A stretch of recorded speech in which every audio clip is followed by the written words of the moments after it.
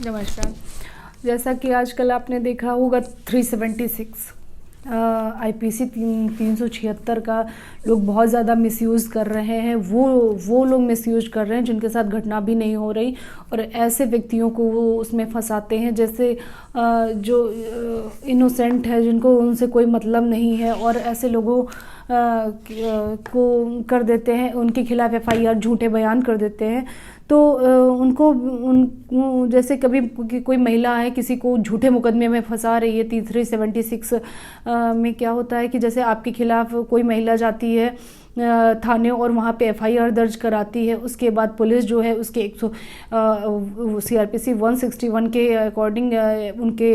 First statement record करती है, जिसको पुलिस के स्टेटमेंट कहे जाते हैं। उसके बाद वो मजिस्ट्रेट के सामने पेश करते हैं, और वो जो भी मजिस्ट्रेट के सामने वो महिला बताती है उसको 164 के बयान स्टेटमेंट कहे जाते हैं। 164 में जो भी महिला आज की डेट में 376 में ये है कि कोई भी महिला 164 में जो भी बयान दर्ज करती है तो उसमें वही मान लिया जाता है और वही लिख लिया जाता है। उसी आधार पे पुलिस को ऑर्डर दिए जाते हैं कि आप वही कार्रवाई करें। तो अगर किसी भी व्यक्ति जिसके खिलाफ एफआईआर हुई है और ये मान के चलिए उसके फेवर में वो 164 के बयान नहीं हुए हैं, तो पुलिस उसको अरेस्ट कर लेती है। अगर उसके फेवर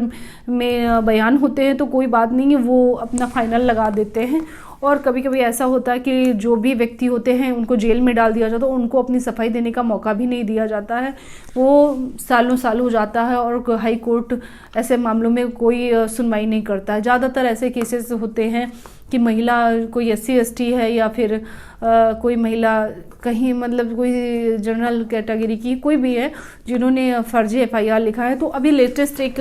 केस हुआ है जिसमें जो भी फेक एफआईआर हुई है एक महिला के द्वारा किया गया था, जो थाना बेनीगंज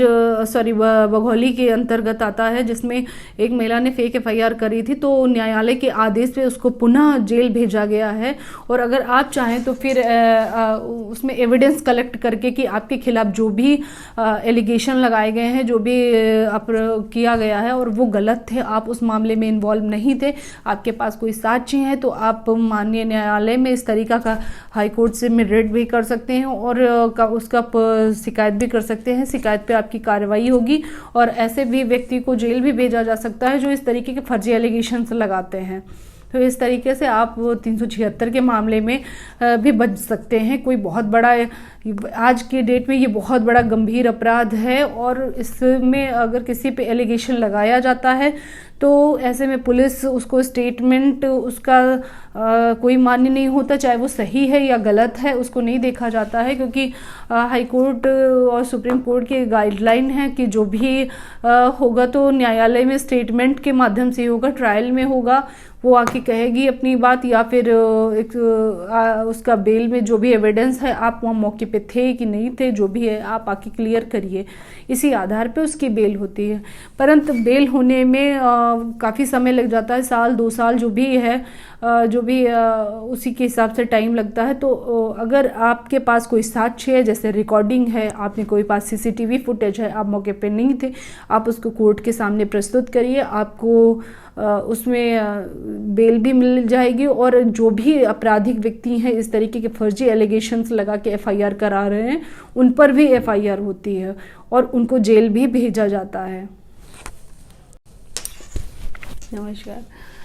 आजकल जैसा कि आप देखा गया है कि 376 जो भी है वो सेक्शन बहुत ही गंभीर अपराधों की श्रेणी में आता है, इसलिए इसमें जो भी व्यक्ति पे एलिगेशंस लगाए जाते हों उनको ये है कि अगर उनके पास कोई एविडेंस है, मौके पे कोई साक्ष्य उनके पास है, कोई गवाह है, वैसे तो गवाह का कोई वो नहीं है, पर अगर आप मौके पे उस टाइम किसी जगह पे थे जहाँ CCTV फुटेज है, आप किसी से बात कर रहे थे, कॉल रिकॉर्डिंग है आपके पास जिस टाइम में, या फिर आप कहीं सफ़र कर रहे थे, किसी ट्रेन का टिकट है या बस का टिकट है, तो आप इस तरीके के कोई एविडेंस है जिस टाइम की घटना दिखाई जा रही है, अगर आपके पास एविडेंस है तो आप दे के न्यायालय में आप स्टे ले सकते हो और न्यायालय के द्वारा ऐसे मामलों को क्वैश भी FIR क्वैश भी किया जा सकता है और आपके पास बचत करने के पूरे तरीके हैं, आप उसमें बच सकते हैं और आपको न्यायालय द्वारा जो भी FIR हुई है उसको स्टे कर दिया जाता है, आप बच जाएंगे उसमें।